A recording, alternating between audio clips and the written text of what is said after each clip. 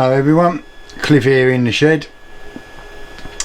Now this clock you see here is actually one of my own clocks, and as you can see the bezel and glass is become separated from it. There's also a little bit of brass missing out of the inlay here. It fell foul to the duster some time ago. The bit of brass inlay pinged off and was never to be found again, but I decided it's time I sorted it out, and while I'm going to do that I am going to service the clock.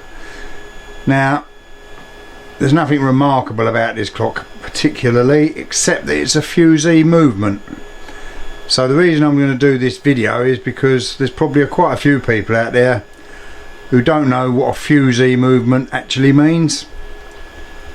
So I'm going to get the movement out of this clock and I'll show you what a Fusee movement is.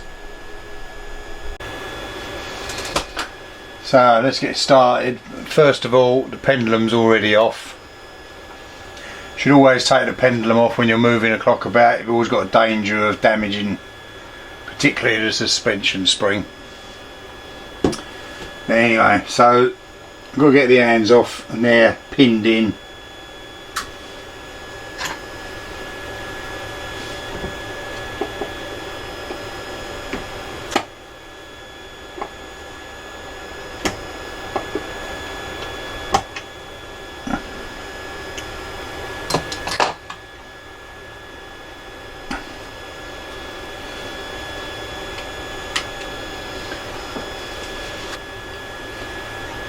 Now a lot of Fusee clocks, they are a good quality clock. You'll always see them, if you see them at auctions or in shops, they'll always be quite a bit more expensive than an ordinary spring doing clock. And the reason is that they are far superior to them. So in the case of this one, the hour hand also has a little screw in there. Just there, look. And that's what holds the hour hand in place. I'll take him out.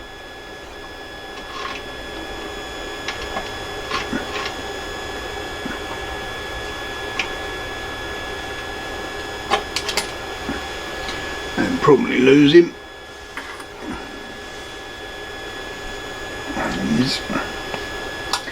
And then we can remove the hour hand. Now I'm going to lay the clock on its back for the next bit, which is slightly unusual for taking a movement out of a case. So this is not exclusive but usual to a Fusee movement, that the movement will actually be secured to the dial.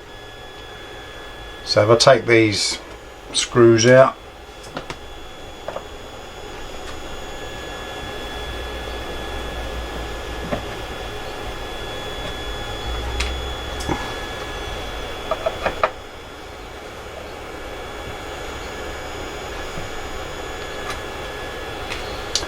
and if you can see it now, that's where the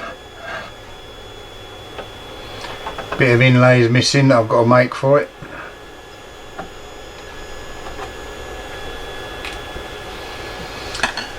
And now the screws are out, and this should all lift out with the movement. And there we go.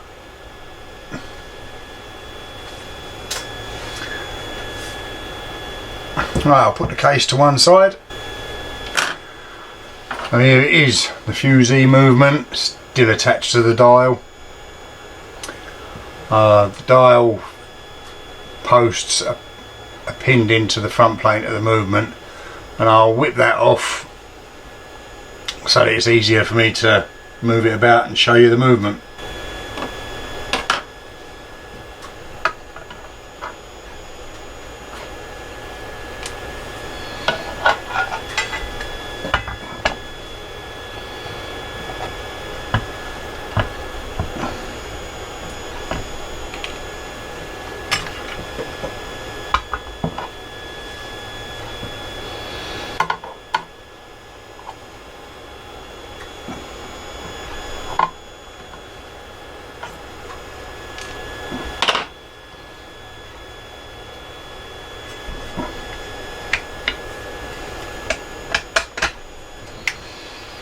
That's it, the dials in these are usually pretty sturdy lump of metal.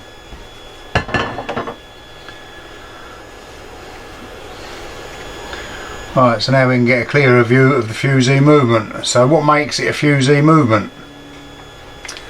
Well, basically it's this cone here.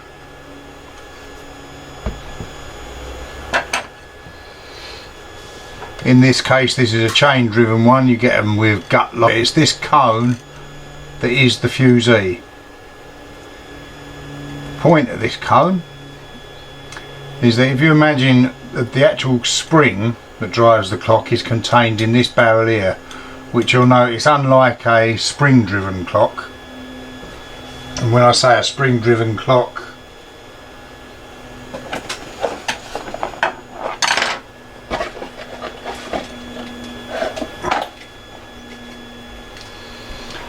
if we compare it to this little movement here, the spring barrel, this one, has got the cog that drives the actual movement in it coming directly off the spring. But in a fusee movement you've got the spring barrel, which doesn't drive anything on its own, and the fusee, and this is the main cog replacing this one, so that the actual clock is driven from the fusee. But the fusee is driven from the mainspring via this chain, or in some cases a gut line between the two. You'll often find this type of movement in a what's often termed a school clock, office dial clock, station clock, because they are far better timekeepers. When the spring is fully wound and it's exerting its maximum pressure on the movement, to when it's completely unwound, when it's releasing the least of its power, is when a clock will gain or lose time. The fusee, shaped the way it is, evens out that pressure from the spring. You'll often find that the springs in fusee clocks are far bigger than in a lot of other clocks, and there are some other differences, not anomalies. But the first thing to do is to get it wound down, to get the power off it. Now this is slightly different to a standard ordinary clock. So if I look at the front plate,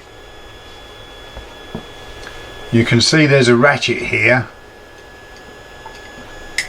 and it's keeper, but this is the winding square for actually winding the clock up. This one you don't see. Whatever you do, let me just get the other clock to compare it. So in an ordinary spring driven clock, you've got the ratchet wheel, the click and the click spring. You can put a winding down key on here,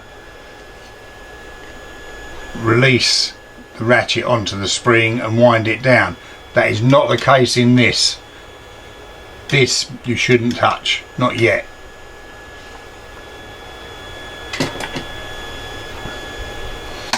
Safest way to wind a fusee movement down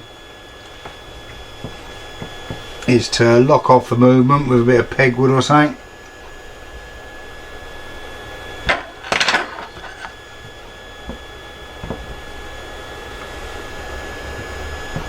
and remove the pallet cock.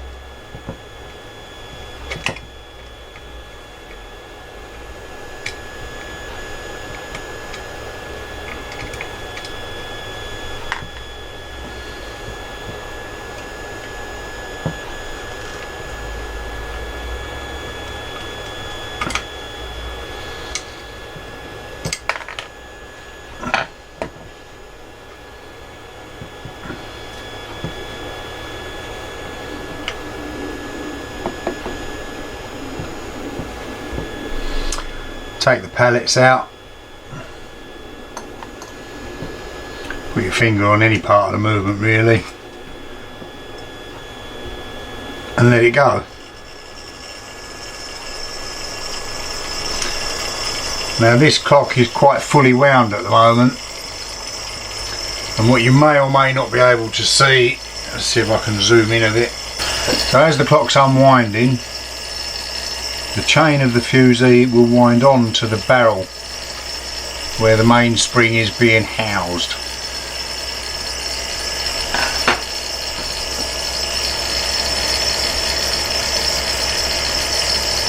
And when that's run down, I'll show you the next bit.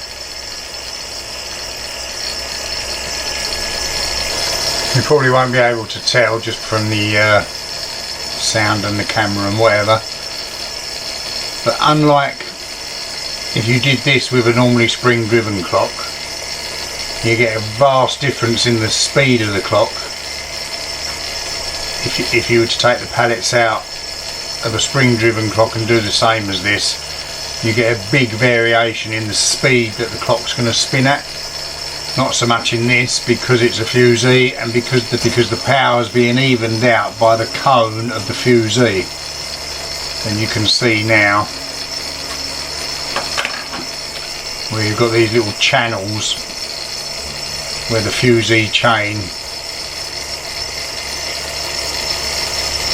goes into.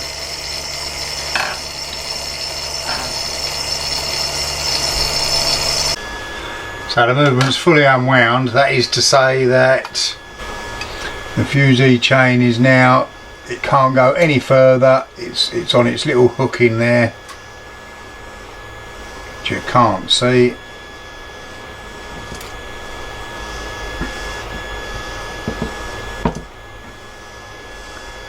So the fusee, the hook for the chain is hooked into the fusee there, so there's nowhere it can go, but there's still tension on this clock, so we're not fully unwound yet.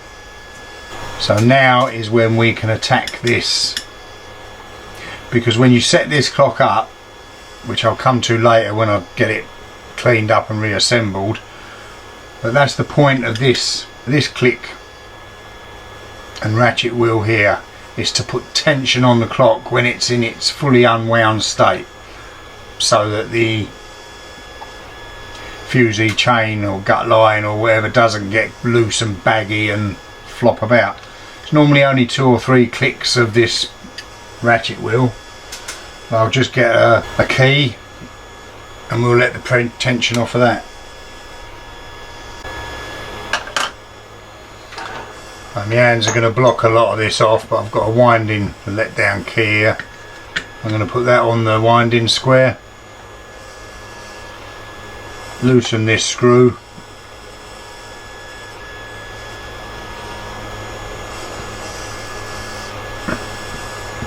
take the tension off of the spring,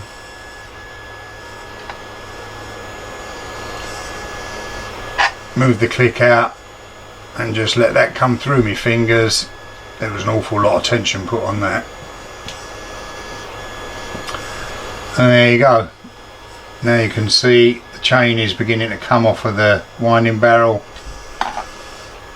That's all the tension taken out of that spring now, and we can carry on, take the clock to pieces.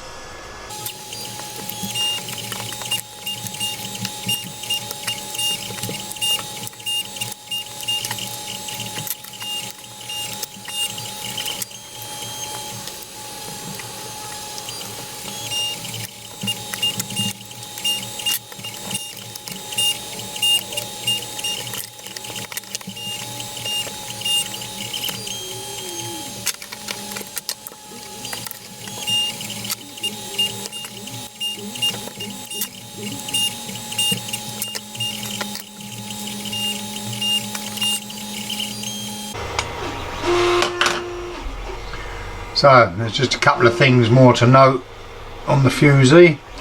This is the chain, and you'll notice it's got 2 different ends. You've got a little hook on one end, and this, whatever you'd call it, this shape that actually locks onto the barrel. so that goes into the hole there on the barrel, and then that prevents it coming that way. And the hook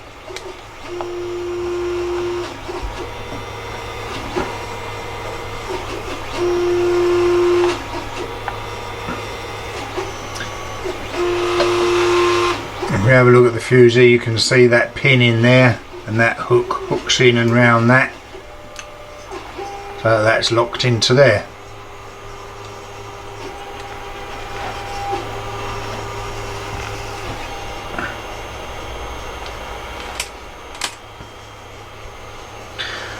Now some of you may be wondering if the ratchet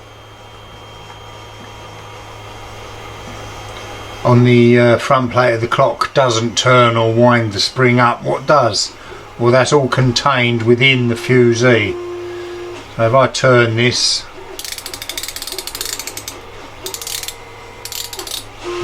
you can hear that, the ratchet is contained inside the fusee. But this is the fusee. You've got this spiral set of groove, it's one groove actually, just spiraling down there that the chain fits into. You've got this on the end here, which is a stop to stop you overwinding it, and I'll show that in more detail when I reassemble the clock. But let's take the fusee a little bit further to bits.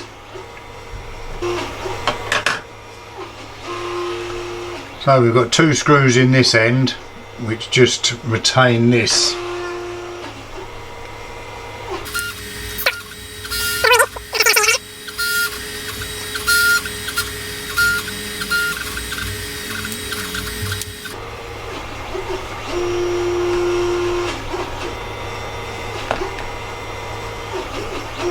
Very oily. Right, and on the bottom is where the magic happens for the ratchet. You've got this little screw and this little disc, which is a clip. Now you remove this screw,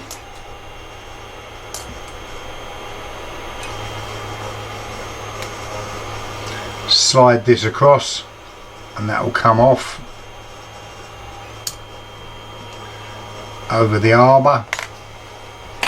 And you need to be a little bit careful when you take this to bits. This wheel will now come away from the fusee, and inside here clicks that move against a central ratchet. So you just need to be a bit careful as you pull it apart, because they are sprung and you don't really want to lose anything.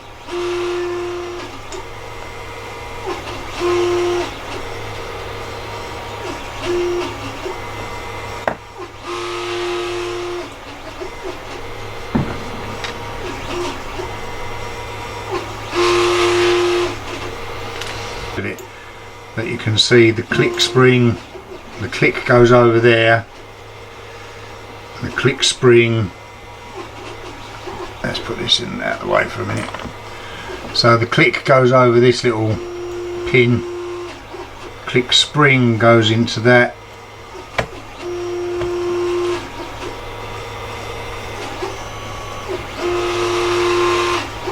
now I've gone behind it, so that this ratchet, when it's mounted onto the fusee, comes into there and acts on that, so the clock will go when it's that way, wind when it's that way, and then it can unwind itself and drive the clock.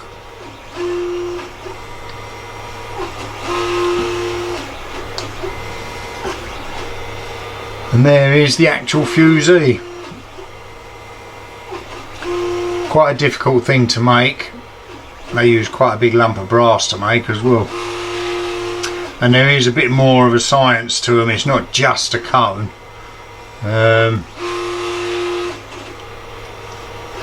and they are made in a special way, which I'm not going to go into because I don't know. I've never made one. I'm probably never going to make one, and I'm probably never going to have to design one.